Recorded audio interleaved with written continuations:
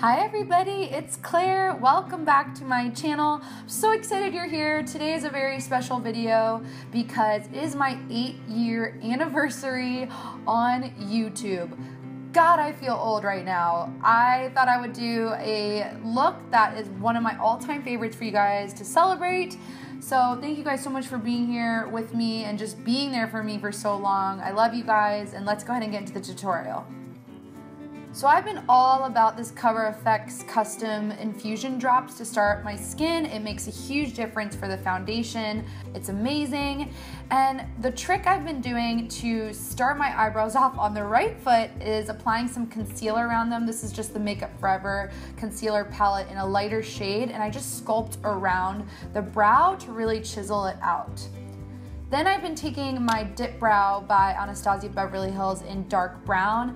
And I've really just been enjoying not holding back on the brows and just really applying it with a flat liner brush, getting in there, and that outline of concealer really helps me be able to see exactly where I start, stop, and finish. So it's like a tracer or like a cookie cutout for your eyebrow, which is pretty amazing. Next, I'm taking Frappe from Makeup Geek, which I'm going to be using a few of her eyeshadows today. One of my favorite eyeshadow lines, so cheap and affordable and beautiful formulas. So I'm taking this on a big fluffy brush and focusing this on my crease. I'm really gravitated to those warm tones. I love a good warm tone for my brown eyes, but I just think this color is so flattering. And I also really love Peach Smoothie. That's another really good option if you don't have this color. Anything with a little bit of hint of warmth to your crease will do just fine.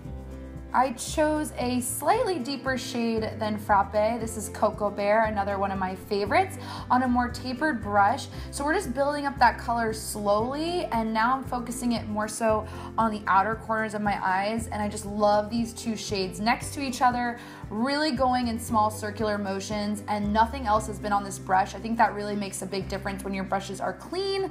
That makes a big difference in how your eyeshadow looks so it doesn't get too muddy. And for the showstopper, this is Grandstand by Makeup Geek, one of their foiled eyeshadows.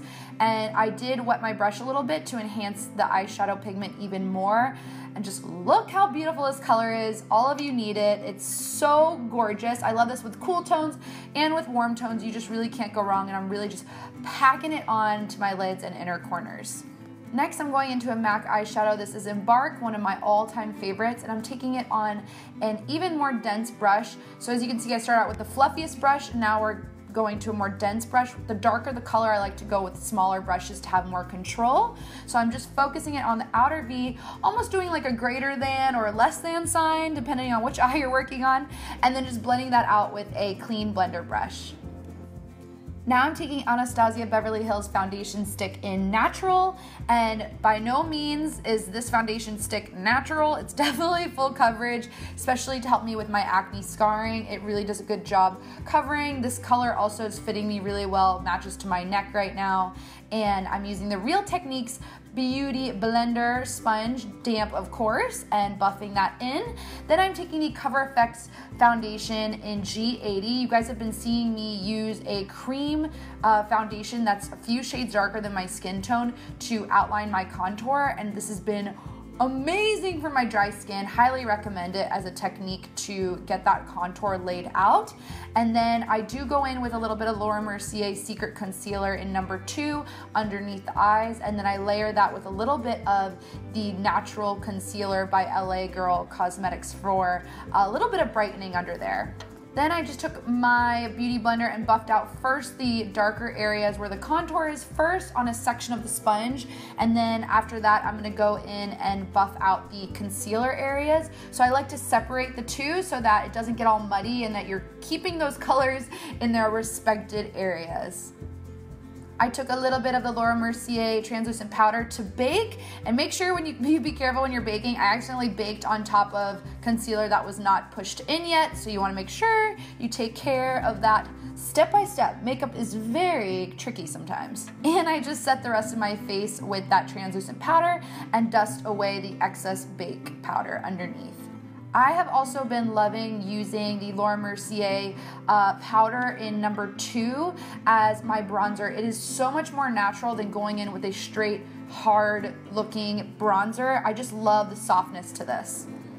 Now I'm taking the Laura Mercier Petal Pink Blush. This has been my favorite blush the last few months, so I had to rock it in my 8-year anniversary makeup tutorial. So I'm just putting that on the apples of my cheeks, not going too crazy here. Then I'm taking the same eyeshadow colors I used on top, starting with Frappe underneath the eyes, and then I took a little bit of Cocoa Bear and kind of just continued to sandwich. Sandwich sounds so good right now. I'm really hungry. And then I just kept going in darker and darker, and then relayered some mascara on the top as well as the bottom lashes. I took MAC's Stripdown lip pencil and just put it on the outer corners of my lips and kind of just did the normal drill, filled them in just a tiny bit before I went in with a lipstick by LORAC, and I used a very light shade, really close to Myth by MAC, to really lighten that and create a beautiful nude shade next to that Stripdown. And then I took MAC's Cremesheen Boy Bait to layer on top, and that just really brings everything together and to finish off the look. And there you have it, guys. That is going to complete one of my all-time favorite go-to makeup looks. I hope you all enjoyed it. Thank you so much for being here and always supporting me. If this is your first time to my channel, then welcome. Make sure you guys hit the subscribe button if you aren't already, and that like button if you enjoyed it. And as always, I look forward to seeing you next time. Take care. Bye.